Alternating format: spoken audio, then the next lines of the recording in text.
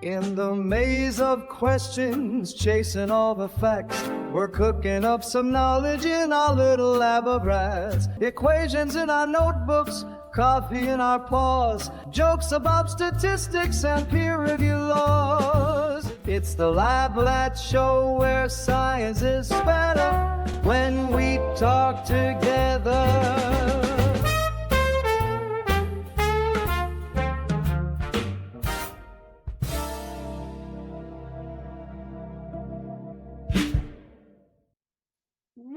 Welcome to the Lab Rats Show, episode 4. My name is Dr. Anousheh McWhiskerson, and my guest today is Haley McKey, a senior fellow with the Kleinman Center for Energy Policy at the University of Pennsylvania. Haley is also a former U.S. Department of Energy employee with the Office of Fossil Energy and Carbon Management. Please welcome to the show, Haley McKey. Hi, Dr. Anousheh. So happy to be here. What is your favorite cheese? All right. Well, this is a difficult question because it requires me to say something in French, but I love a stinky cheese, and particularly a Roquefort. Maybe a Roquefort. It's a cheese that knows who it is and isn't going to change to make people happy. I love that. Very French of that cheese. Haley's current research study is entitled Making Carbon Dioxide Removal a Reality Through State Policy and Community Engagement. What an interesting research study. Tell us, what are the research questions you're investigating in this study? So the things I'm looking at are what carbon removal pathways work best in a particular geographic location or a particular state, which states have the most sophisticated carbon dioxide removal policy, and what can we learn from them or share with other states, and what are the environmental justice implications of deploying CDR technologies? And finally, how do you scale up CDR in a way that not only avoids harm to local communities, but benefits them? CDR stands for carbon dioxide removal, and that refers to a suite or a portfolio of technologies or pathways, as we like to say in the sector, for getting CO2 out of the atmosphere and permanently storing it away, locking it away so that it can never return, or it returns on timescales that are so long that it's basically forever, right? What's so good about your research? No matter how much we get down to like the barest amount of CO2 we can still be emitting and still have, functioning economies, there's still going to be too much CO2 in the atmosphere. How much time do we have to fix this before it's really going to become difficult, maybe not impossible, but more and more challenging?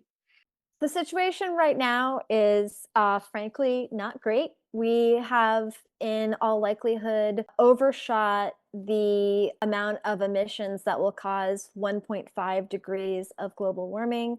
So now we are trying to avoid hitting that 2 degrees Celsius.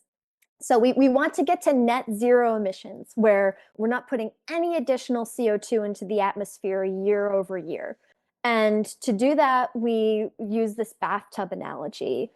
First, if a bathtub is overflowing, you have to turn off the tap first, and then you have to drain the tub. But if you just keep the tap on and you open the drain, you're still going to have way too much water in your bathtub, right? So the carbon dioxide removal, that's your drain, right? And reducing your emissions is turning off the tap. The fantastic findings. I'm exploring how states across the US are taking the lead on carbon removal and working to advance this field. Are they creating tax benefits, making it cheaper to use certain materials, putting money in funds to help researchers? There's lots of different ways that states are doing this. We have direct air capture, or DAC. These are facilities that can look like big air conditioning units that are out in a big open space, and they are passing the air over filters that absorb the CO2 and let the rest of the air pass through. And I did take a deep dive into Massachusetts because Massachusetts is starting to have more data centers. We have to have a data center. Can we use the heat from a data center to help power a direct air capture facility? So at the very least, you can put some of that waste heat to work and confer a bit of a benefit. It's not going to solve the data center problem necessarily, but like, what are some things you can do to mitigate those impacts? So as it turns out, in the United States, there are these large sedimentary rock formations, and they have what are called pore spaces, which are these little tiny microscopic spaces between rocks that can take in CO2 molecules. And we store the CO2 underground. There's a strategy called enhanced rock weathering, where you take certain types of rocks that are super reactive and they suck CO2 out of the atmosphere naturally. Regenerative agriculture can keep more CO2 in the soil and keep it from being released. But the most important thing is that the math works. If you are expending more energy to capture CO2 than the CO2 that you have captured, if you're burning CO2 to capture CO2, it's not going to work. Why should people believe in your research? Breathe.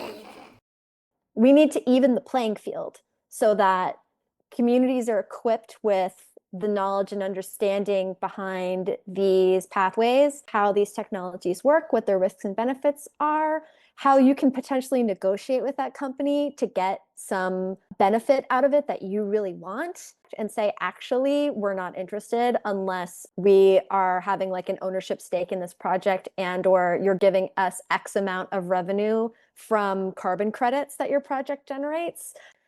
If they're holding all the knowledge and a community doesn't have any knowledge, that is not like a justice framework. Why does research matter? We wouldn't have carbon dioxide removal without it. We wouldn't know how to ensure that these technologies are actually removing CO2 from the atmosphere. The world that we're in now and the way that we are thinking about research in so many places across the United States is where Indigenous knowledge and science and understanding intersects. And that's one thing that I've really loved about my job in doing engagement work. So if you'd like to learn more about my work and research and that of the other senior fellows and the researchers at the Kleinman Center for Energy Policy, you can visit kleinmanenergy.upenn.edu. If you'd like to also explore Haley's art, please visit instagram.com/arsfauna and see more about Haley's passion for this earth. Listen to the full interview for more research and more laughter exclusively on the Lab Rats Show podcast. Visit labratseducation.com to learn more.